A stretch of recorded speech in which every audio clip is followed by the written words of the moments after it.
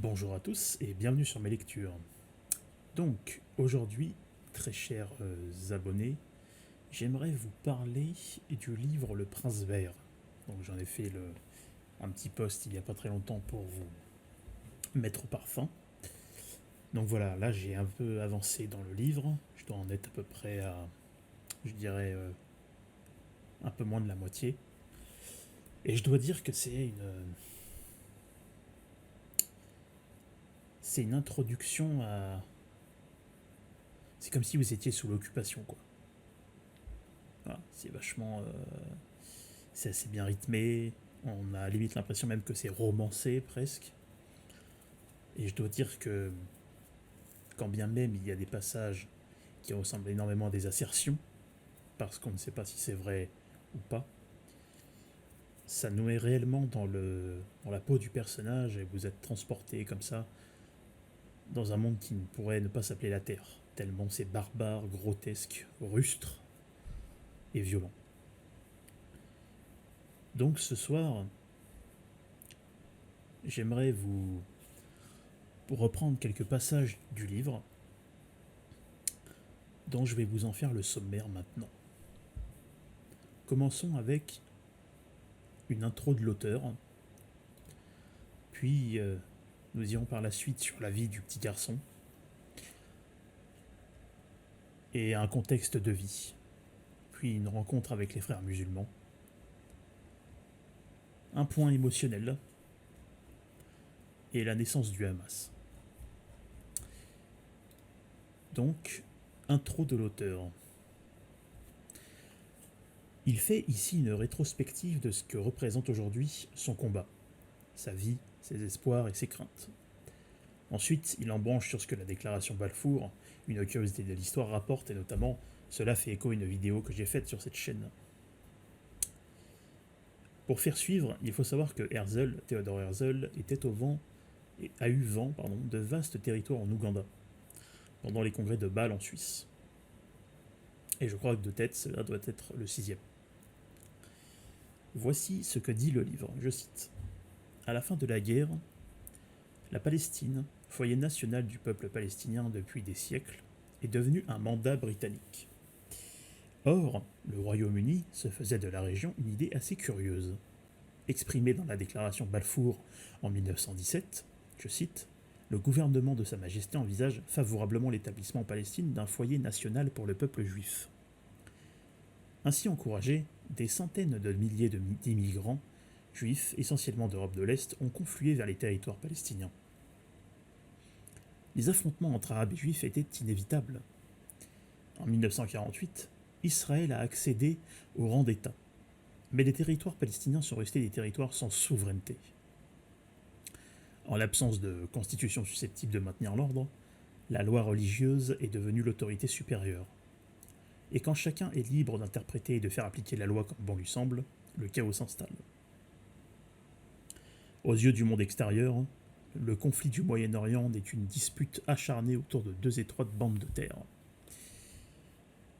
Donc, et là c'est ce que moi j'ai marqué, à l'époque, l'Angleterre envoie des signaux pour dire allez-y, sur des territoires sans en avoir réellement la possession, en envisageant favorablement l'établissement d'un foyer en Palestine.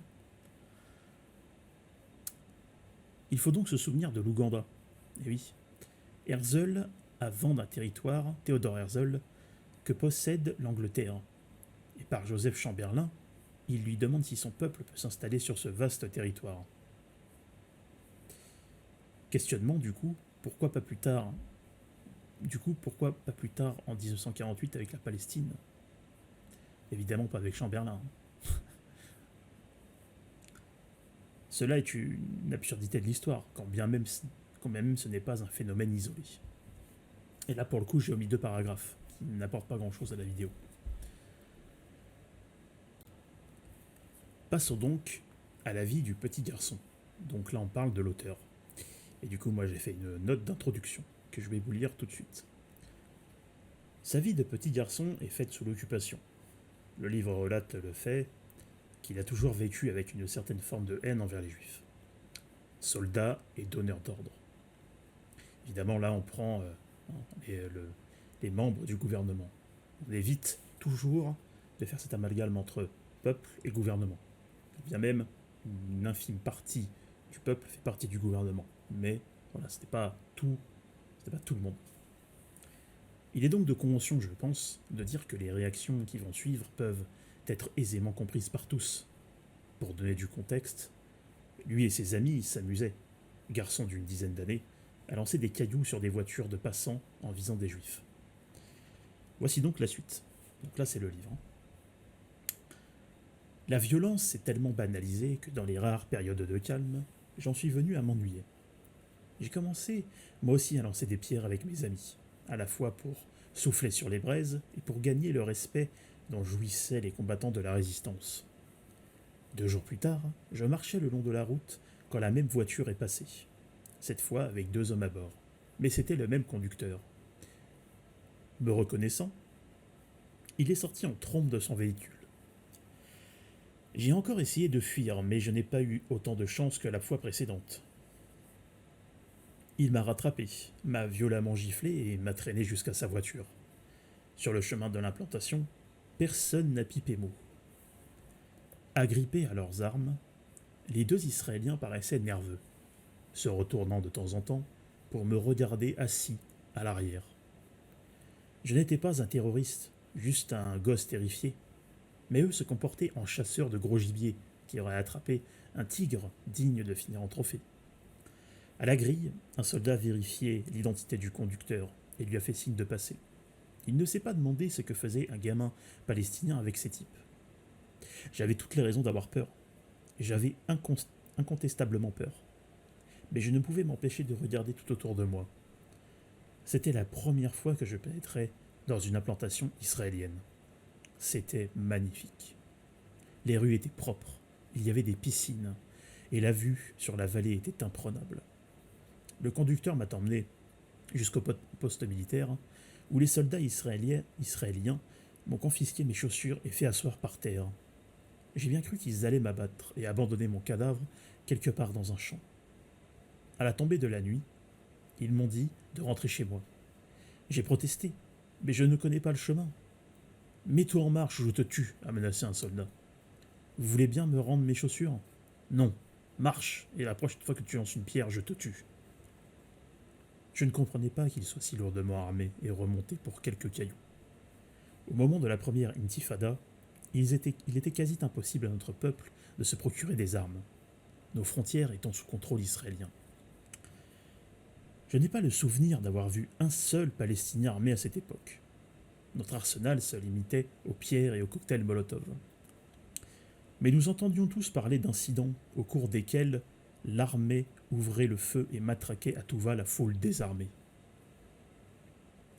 Certains évoquaient pas moins de 30 000 enfants palestiniens blessés, au point de devoir être opérés.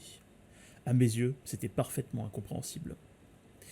Donc là, du coup, j'ai fait suite avec un petit message. Donc je dis attention au regard du lecteur, il n'y a aucune source qui relate l'événement narré. Il s'agit donc d'une assertion pour l'instant. Je dis pour l'instant parce que j'ai moi-même pas, on va dire, eu le temps de vérifier. Voilà, parce que j'aurais peut-être dû faire. Mais on peut aisément imaginer qu'une guerre engendre un comportement que même les animaux n'auraient pas envers leurs congénères. Donc ce que relève ici l'auteur, qui va l'être tout au long du livre, c'est qu'il ne comprend pas pourquoi leur haine est aussi forte envers les Palestiniens. Contexte de vie. Au temps de la domination jordanienne puis de l'occupation israélienne, Al-Janiya comptait environ 400 âmes. On ne s'y mêlait guère de politique. Niché dans les rondeurs des collines à quelques kilomètres au nord-ouest de Ramallah, ce petit village était tranquille et beau. Au coucher du soleil, tout se teintait de nuances rosées et violacées. L'air y était clair et pur, au point que, depuis bon nombre des sommets environnants, on voyait jusqu'à la Méditerranée. Vers 4 heures chaque matin, son grand-père se rendait à la mosquée. Enfin bon, mais c'est par l'auteur. Une fois accomplie, la première prière, il emmenait son âne au champ. Il travaillait la terre, s'occupait de ses oliviers et buvait à la source l'eau fraîche de la montagne. Al-Janiya ne connaissait pas la pollution. Un seul habitant avait une voiture. Mon grand-père était très fier de lui. Quand il a eu 12 ans, il lui a dit « Hassan, Tu as montré beaucoup d'intérêt pour Dieu et l'islam. Je vais donc t'envoyer à Jérusalem, étudier la charia.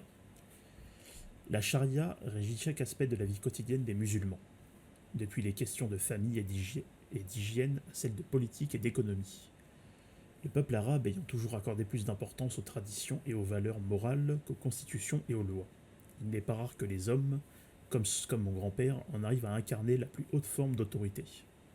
Partout les dirigeants laïcs montrent des signes de faiblesse ou de corruption, la parole d'un chef religieux tient lieu de loi. Il est alors envoyé en Jordanie suivre des études islamiques avancées. Les rencontres qu'il ferait là-bas allaient changer la destinée de ma famille, mais aussi celle du conflit israélo-palestinien. Avant de poursuivre, il convient de préciser certains points de l'histoire de l'islam. On comprendra mieux ainsi pourquoi les innombrables solutions diplomatiques avancées jusqu'ici ont échoué, n'étant porteuses d'aucun espoir de paix. Donc là, moi, je marque. Court passage sur la vie de son grand-père et de son père, probablement narré par son père en personne. Un passage clé dans la compréhension de comment le Hamas est né et pourquoi il a pris cette tournure. Rencontre avec les frères musulmans. De 1517 à 1923, l'islam, personnifié par le califat ottoman, s'étendait depuis l'actuelle Turquie sur 3 continents. Mais après quelques siècles de grandeur économique et politique, l'Empire ottoman, centralisé et corrompu, a commencé à péricliter. Sous la domination turque, les villages musulmans de l'ensemble du Moyen-Orient étaient persécutés et écrasés par l'impôt. Trop éloignés d'Istanbul, les fidèles n'étaient plus protégés par le calife des exactions des soldats et des représentants locaux de l'État. À l'aube du XXe siècle, nombre de musulmans désabusés se sont tournés vers d'autres modes de vie. Certains ont embrassé l'athéisme des communistes fraîchement arrivés sur la scène mondiale. D'autres ont cherché à noyer leurs problèmes dans l'alcool, le jeu et la pornographie, souvent grâce aux Occidentaux attirés dans la région par la richesse du sous-sol et de l'industrialisation en cours. Au Caire, en Égypte, un jeune instituteur très croyant nommé Hassan al-Banna se désespérait de voir ses semblables livrés à la pauvreté, au chômage et à l'impiété. Mais il en voulait à l'Occident, pas aux Turcs. À ses yeux, le seul espoir de son peuple, particulièrement des jeunes, résidait dans le retour à la pureté et la simplicité de l'islam. Il s'est rendu dans les cafés, où, debout, sur les chaises et les tables, il a apporté à tous la parole d'Allah. Les ivrognes se sont moqués de lui, les chefs religieux l'ont défié, mais la plupart des autres l'ont aimé, parce qu'il leur redonnait espoir. En mars 1928, Hassan al-Banna fondait la Société des Frères musulmans, avec pour objectif de remodeler le corps social sur les principes de l'islam. 10 ans plus tard, le mouvement comptait une antenne dans chaque province d'Égypte. En terre palestinienne, le frère d'al-Banna dirigeait celle qu'il avait créée en 1935. Et 20 ans plus tard, l'organisation comptait un demi-million de membres, rien qu'en Égypte. Les frères musulmans recrutaient essentiellement parmi les couches les plus pauvres, les moins influentes. Tous étaient entièrement dévoués à la cause et chacun mettait la main à la poche pour aider ses coreligionnaires, comme l'exige le Coran. En Occident, beaucoup voient un terroriste derrière chaque musulman, mais ils ignorent cette facette de l'islam commandant amour et miséricorde. L'islam a le souci authentique des pauvres, de la veuve et de l'orphelin. Il dispense l'instruction et aide sociale. Il rassemble et renforce. C'est ce versant-là de l'islam qui animait les premiers dirigeants des frères musulmans. Bien entendu, l'autre versant existe aussi, celui qui appelle tous les musulmans au djihad, à combattre jusqu'à l'instauration d'un califat mondial dirigé par un seul homme agissant et parlant au nom d'Allah. En 1948, les frères musulmans ont organisé un coup d'État contre le gouvernement égyptien, auquel ils reprochaient la laïcisation galopante du pays. Mais la révolte a échoué quand le mandat britannique a pris fin et qu'Israël a proclamé son indépendance. Les musulmans de tout le Moyen-Orient ont vu dans cette proclamation une véritable agression. Selon le Coran, lorsqu'un ennemi envahit une terre musulmane, tout fidèle est personnellement appelé à défendre celle-ci.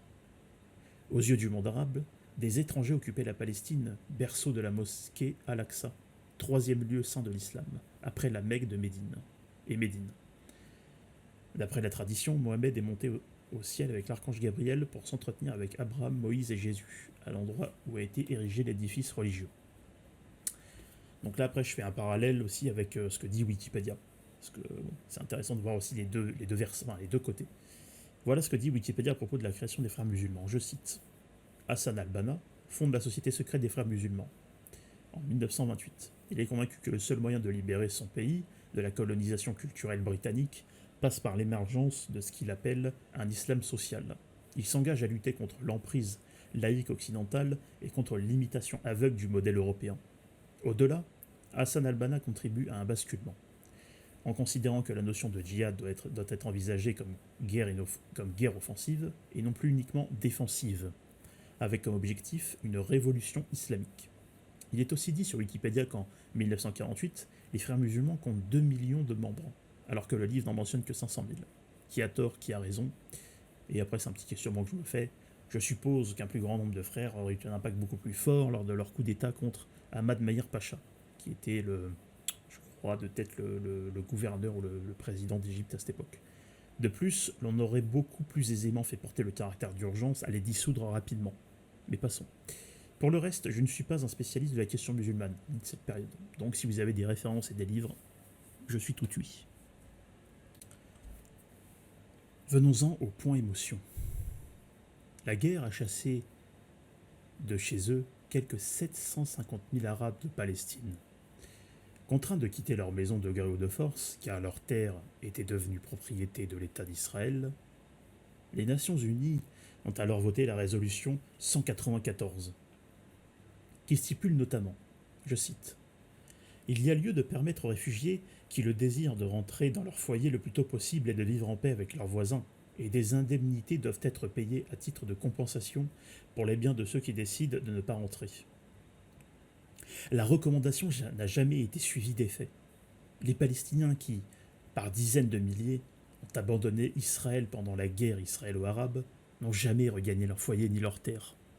Nombre de ces réfugiés vivent encore à ce jour avec leurs descendants dans de sordides camps de l'ONU.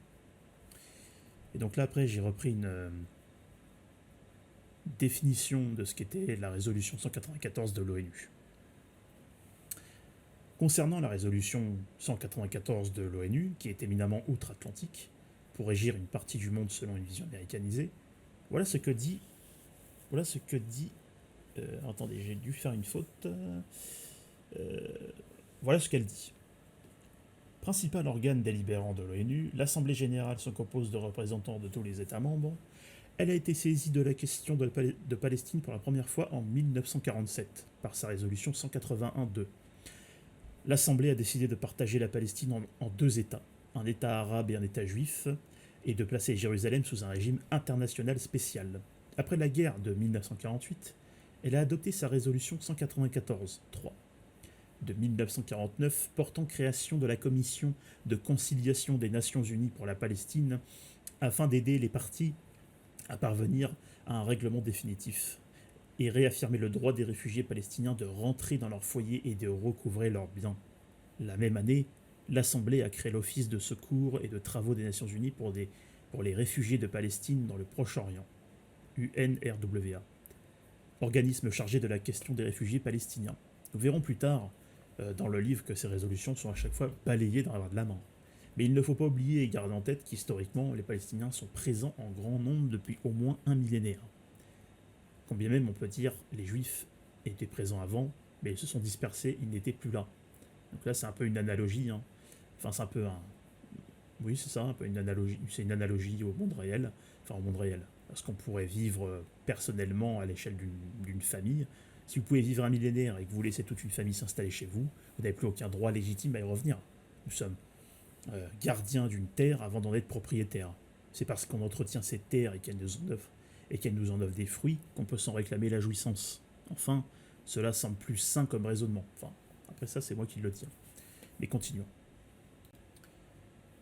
Donc, dernier point de notre lecture. Allons-y. Naissance du Hamas. Le débat s'est prolongé plusieurs années parmi les frères, sous la pression croissante de la base qui appelait à l'action. À la fin des années 1970, exaspérés par l'inaction de l'Organisation des Frères musulmans, Fatih Shakaki, a fondé le djihad islamique palestinien. Cela n'a pas empêché les frères de tenir encore une décennie sur leur position de non-violence. En 1986, une bien triste réunion s'est tenue à Hébron, au sud de Bethléem. Mon père s'y trouvait, mais il ne me l'a avoué que des années plus tard. Contrairement à ce qui est affirmé à tort ici et là, 7 hommes assistèrent à cette réunion historique. Le cheikh Ahmed Yassine, cloué dans un fauteuil roulant, futur chef spirituel de la nouvelle organisation, Muhammad Jamal al-Natche d'Hébron, Jamal Mansour de Naplouse, le cheikh Hassan Youssef, donc le père de l'auteur, Mahmoud Muslim de Ramallah, Jamil Amami de Jérusalem et Eman Abouta de Gaza. Désormais disposés à se battre, les participants sont convenus de commencer par de simples actes de désobéissance civile, lancer des pierres et brûler des pneus. L'objectif était d'éveiller le peuple palestinien, de le mobiliser et lui faire prendre conscience de la nécessaire indépendance sous la bannière d'Allah et de l'islam. Le Hamas était né, et mon père venait de gravir quelques échelons sur l'échelle islamique. Voilà, les amis, chers auditeurs, merci de m'avoir écouté. C'était tout pour aujourd'hui. À bientôt sur mes lectures.